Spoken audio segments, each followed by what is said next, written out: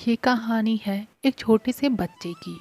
एक बार एक 2 साल की छोटी बच्ची रक्त की एक बहुत विकृत बीमारी से ग्रसित थी। अस्पताल में भर्ती वो छोटी सी जान अपनी आखिरी सांसें गिन रही थी। अस्पताल में लोग उसे बचाने के लिए बहुत प्रयास कर रहे थे, मगर उसकी बदनसीबी थी कि उसके ब्लड ग्रुप का रक्त कहीं नहीं मिल पा रहा था। इसीलिए एक आखिरी उम्मीद की तरह उस छोटी सी बच्ची का बड़ा भाई, जो कि 6 साल का था, उसके रक्त की जांच की और उसका ब्लड ग्रुप मैच हो गया। फैमिली और डॉक्टर को एक बड़ी राहत हुई। उस 6 साल के छोटे बच्चे की माँ और डॉक्टर ने उसे अपने पास बुलाया और उसे समझाया कि कैसे वह अपना रक्त देकर अपनी बहन की जान बचा सकता है।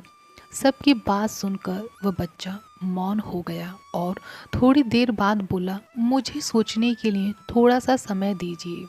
किसी को भी उस बच्चे के ऐसी प्रतिक्रिया की उम्मीद नहीं थी, मगर डॉक्टर की सलाह से उस लड़के को एक दिन का समय दिया गया। अगले दिन वह बच्चा डॉक्टर और माँ के पास आया और बोला कि मैं बहन को रक्त देने के लिए तैयार हूँ।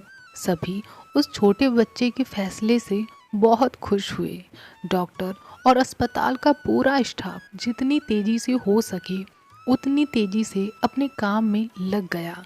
थोड़ी ही देर में लड़के को अपनी छोटी बहन के बाजू में बेड पर लिटा दिया गया और उसका ब्लड कलेक्ट करके उसकी छोटी बहन में ट्रांसफ़र कर दिया गया। देखते देखते छोटी बच्ची में फिर से जैसे नई जान अंकुरित हो गई।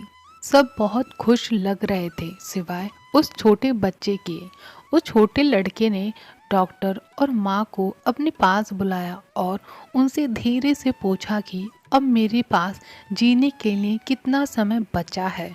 दोस्तों, आपको कुछ समझ आया?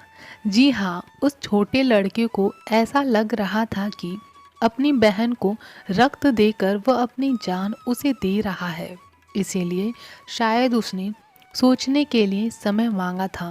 बावजूद इसके कि उसे लग रहा था कि अपनी बहन को रक्त देकर वह जल्द ही मर जाएगा, उसने अपनी बहन को बचाने का फैसला लिया। इसे कहते हैं निस्वार्थ भाव। दोस्त, आपने अपने जीवन में कब किसी की मदद की थी? आखिरी बार आप कब वास्तव में निस्वार्थ थे? कब आपने वास्तव में अपने जीवन को जिया था और समस्या का सामना किया था? निस्वार्थ बनो, बहादुर बनो और सबका ध्यान रखो। पूरी कहानी ध्यान से सुनने के लिए धन्यवाद। जय माता दी।